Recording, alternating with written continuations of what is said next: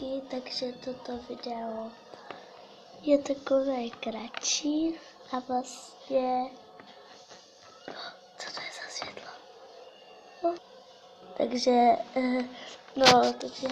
toto je vlastně video o takovou soutěž, že vlastně já vím, že jsem teprve tady začínám a už takhle soutěže chci, ale to je protože nemám nápady, co natočit. A kdybyste by natočili music video a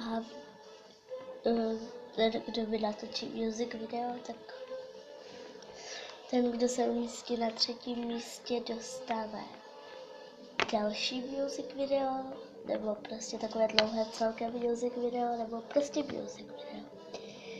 Ten, kdo se umístí na 2. místě, tak ten dostane 2 music videa. A ten, kdo na 1. místě, tak ten si může vybrat buď nějaký film, či příběh, to je to samé, nebo nějaké music videa, nebo film a music video. Může si vybrat.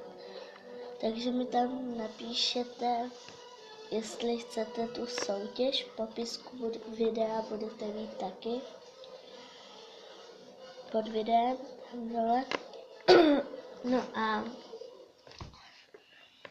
vlastně já tam napíšu potom konec pod video těch komentářů, že už to skončilo a po konec, tak na druhý den, nebo možná ještě, když to napíšu, tak bude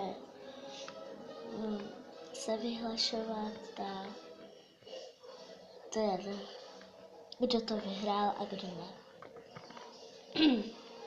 No a určitě to nebude hned zítra ten konec. Zase ne, ale bude tam, anebo jo, no a bude tam prostě, asi bude tam nejméně 5 lidí a nejvíce, no to je jedno kolik nejvíce, ale nejméně 5 lidí.